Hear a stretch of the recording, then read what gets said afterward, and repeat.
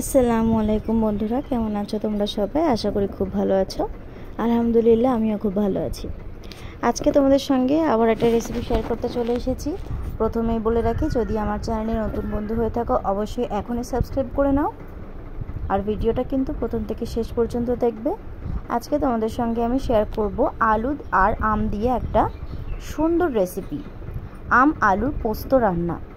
সেই রান্নাটা করার জন্য প্রথমেই দেখছো আমি একটা মাঝারি সাইজের আম নিয়ে লম্বা লম্বা করে কেটে নিয়েছি।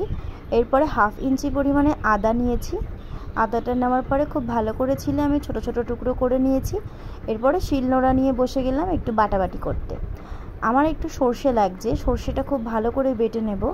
যেহেতু আমি বাড়িতে আছি এখন, আমার হেল্পিং হ্যান্ড বলতে কেউ নেই, সেই জন্য সমস্তটা একা একাই করতে হয়েছে। যতটা সম্ভব পেরেছি তোমাদের সঙ্গে নিজের মতো করে শেয়ার করলাম।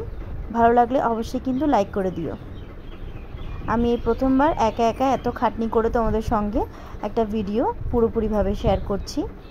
অবশ্যই ভিডিওটা তোমরা প্রথম থেকে শেষ পর্যন্ত দেখো। আমার সর্ষে বাটাটা কিন্তু প্রায় হয়ে এসেছে, দেখতে পাচ্ছ। এবার আমি এটাকে আলাদা একটা পাত্রে তুলে নেব আর একটু ভালো করে বেটে। তোমরা যারা রেগুলার আমার ভিডিও দেখো তাদেরকে অনেক অনেক থ্যাংক ইউ আমার ভিডিও দেখার জন্য। আমি আদাটাকে টুকরো টুকরো করে কেটে রেখেছিলাম, সেটাকে থেতো করে ভালো করে বেটে নিচ্ছি। প্রথমে আদাটাকে ভালো করে থেতো করে নিচ্ছি, এরপরে আমি এটাকে বেটে নেব। আদাটাকে কিন্তু খুব ভালো মতো করে বেটে নিতে হবে, একটুও যাতে গোটা না থাকে সেটা কিন্তু খেয়াল রাখতে হবে। আদাটা এখানে আমার বাটা হয়ে গেছে। এবার আমি এটাকে আলাদা একটা পাত্রে রেখে দিচ্ছি। এখানে আমি 2 চামচ পরিমাণে পোস্ত নিয়ে নিয়েছি। অল্প একটু পানি দিয়ে পোস্তটাকে শিলের উপরে ভিজিয়ে নিচ্ছি। পোস্তটাকে ভিজিয়ে নেওয়ার পরে খুব ভালো করে বেটে নেব। পোস্তটা অল্প একটু গোটা গোটা থাকবে, এই জন্য আমি খুব বেশি বাটবো না, হালকা করে পোস্তটা বেটে নিচ্ছি।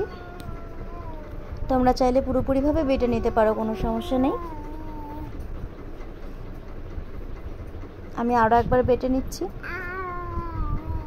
এবার কিন্তু আমার পোস্ত বাটাটা হয়ে গেছে।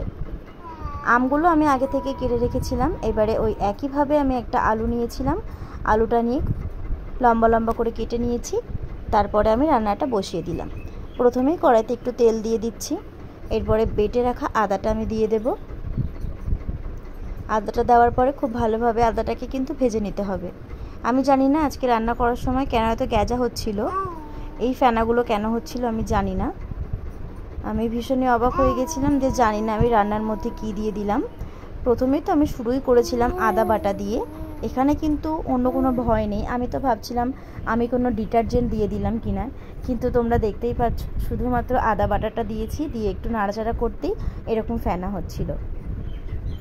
আদা বাটাটা দেওয়ার পরে কিছুক্ষণ ভেজে নিয়ে কেটে রাখা আলুগুলোকে আমি দিয়ে দিচ্ছি। আলুটা দেওয়ার পরে একটু পরিমাণ মতো লবণ দিয়ে দেবো।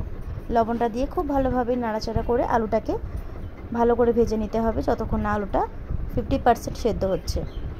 আলুটা 50% সেদ্ধ হয়ে যাওয়ার পরে বেটে রাখা সর্ষেটা আমি অল্প একটু পানির সঙ্গে গুলে দিয়ে দিচ্ছি। এরপরে ভালোভাবে আলুটার সঙ্গে সর্ষে বাটা দিয়ে খুব ভালো করে নাড়াচাড়া করে নেব। এখানে আলুটা সেদ্ধ হওয়া পর্যন্ত আমি আরও কিছুক্ষণ অপেক্ষা করব। খুব ভালো করে কিন্তু আলুটাকে নাড়াচাড়া করে ভালো করে সিদ্ধ করে নিতে হবে। এরপরে আমি একটু দিয়েছি কাঁচা জিরে বাটা। এটা আমি এখানে স্কিপ করে গেছি, তোমাদেরকে দেখাতে ভুলে গেছি, কিন্তু কাঁচা জিরে বাটাটা অবশ্যই লাগবে। জিরে বাটা দেওয়ার পরে আরও কিছুক্ষণ নাড়াচাড়া করব। তারপরে যে লম্বা লম্বা করে আমি আমগুলো কেটে রেখেছিলাম, আমটাকে কিন্তু দিয়ে দিচ্ছি। আমটা দেওয়ার পরে একটু নাড়াচাড়া করে নিচ্ছি। হালকা একটু পানি দিয়ে পরিমাণ মতো হলুদ দিয়ে দেব। হয়তো অতটাও ভালো তোমাদের সঙ্গে শেয়ার করতে পারিনি, যেহেতু সবটাই একা হাতে সামলেছি, কিন্তু যদি ভালো লাগে অবশ্যই লাইক করো। আর গরম তো পড়েই গেছে, এখন আম উঠে গেছে বাজারে, নতুন আম নিয়ে এসে লম্বা লম্বা করে কেটে পোস্ত আলু দিয়ে যদি তোমরা এইভাবে রান্না করো, দুপুরের খাওয়াটা কিন্তু একেবারেই জমে যাবে, এটা আমি গ্যারান্টি দিয়ে বলতে পারি। আজকে আমার রান্নাটা কিন্তু সবাই খুব ভালোভাবেই খেয়েছিল, তোমরা একবার ট্রাই করবে। এবার আমি পরিমাণ মতো পানি দিয়ে দিয়েছি। আমি এখানে 4টে কাঁচা পাকা লঙ্কা চিড়ে নিয়েছি, লঙ্কাটা আমি ঝোলের উপরে দিয়ে দেব। এরপর বেটে রাখা পোস্তটা আমি দিয়ে দিচ্ছি। দেওয়ার পরে ভালো করে নাড়াচাড়া করব।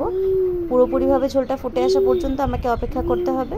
তোমরা চাইলে 1 চামচ চিনিও দিতে পারো, কিন্তু আমি রান্নাটাকে টক রেখেছি, সেই জন্য চিনিটা এখানে দিলাম না। ঝোলটা পুরোপুরিভাবে ফুটে এসেছে, গায়ে মাখা মতো হয়ে গেছে। এবার আমি এটাকে নামিয়ে নিচ্ছি। চলো আলাদা একটা পাত্রে এটাকে সার্ভ করে নিই। ভিডিওটা ভালো লাগলে কিন্তু অবশ্যই লাইক করে দাও। কালকে চলে আসবো নতুন কোনো ভিডিও নিয়ে। সেই পর্যন্ত সবাই ভালো থেকো, সুস্থ থেকো। খোদা হাফিজ।